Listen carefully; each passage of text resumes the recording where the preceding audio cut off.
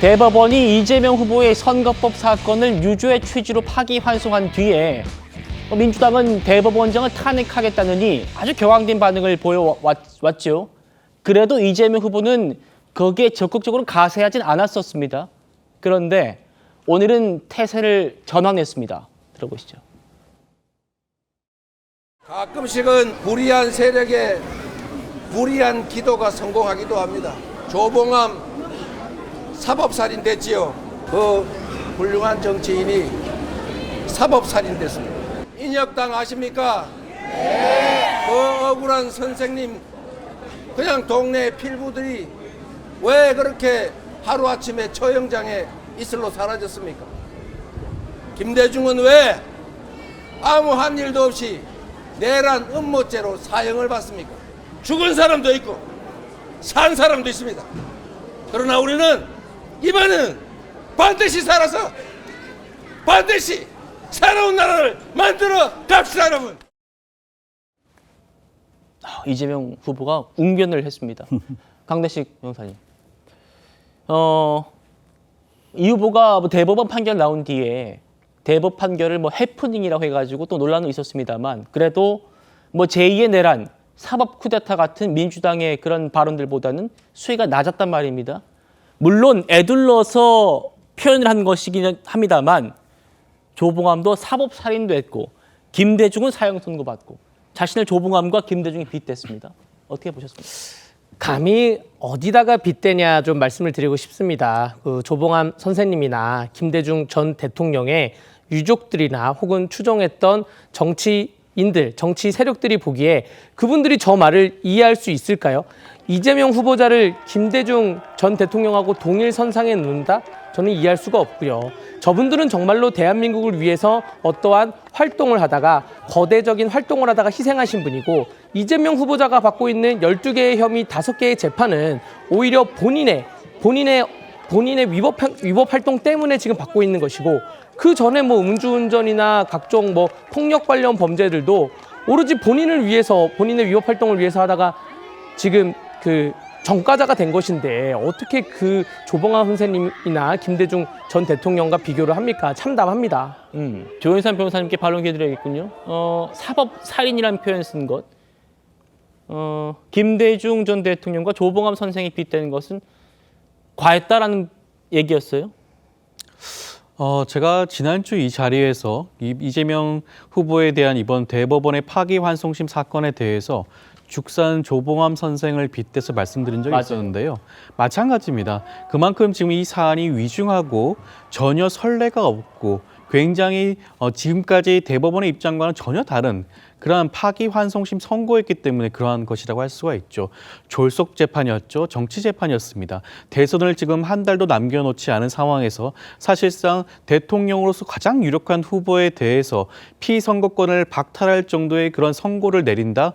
사실은 그렇게 하면 어떠한 결과가 빚어질지 충분히 자명하지 않겠습니까? 파기환송심, 항소심, 지금 물리적으로 이번 대통령 선거 이전까지 선거 날지 알 수가 없어요. 선거 나지 않을 가능성이 더 높고요. 그리고 대법원까지 재상고를 하게 된다면 확정되지 않을 가능성이 훨씬 더 높습니다. 네. 그럼에도 불구하고 대통령 선거에 임박해서 이러한 선고를 내린다는 것 자체가 선거에 개입하겠다는 그런 의사 아니겠습니까? 사실상 이재명 후보를 겨냥해서 사법살인의 형태로 재기불능하게 만들겠다. 대통령으로 출마하지 못하게 만들겠다는 그런 뜻을 법원이 내린 것입니다. 그것이 지금 조봉암 선생님이라든가 김대중 전 대통령의 사례와 유사하다고 할 수가 있겠죠. 조봉암 선생님의 경우에는 그 당시에 이승만 정권 입장에서는 가장 강력한 야당 후보였습니다. 그런 야당 후보에 대해서 사법살인을 통해서 정적을 제거했던 것이죠. 지금도 마찬가지입니다. 사실상 사법 카르텔이 작동하고 있고요. 기득권 카르텔이 작동하고 있는 현 시점에서 유력한 야권 후보에 대해서 정치적인 탄압이 이루어지고 있다라고 생각할 수밖에 없지 않을까 싶습니다. 예, 반론까지 들어봤습니다. 이 후보가 오후에는 유경수 여사의 고향이죠. 충북 옥천군을 찾아서 이렇게 말했습니다. 이어서 듣겠습니다.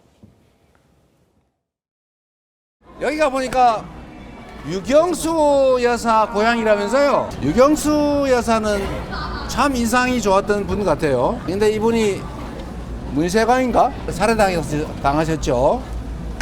근데 뭐 그 이유는 정확하게 저도 모르겠습니다만 어쨌든 남북이든지 그게 아니면 정치적 대립이든지 이 정치적 이유로 그분이 돌아가신 건 맞는 것 같아요. 대한민국 역사에 보면 정치적인 이유로 누군가를 죽인 일이 상당히 많습니다. 안타깝게도 지금도 그런 시도가 있는 것 같아요.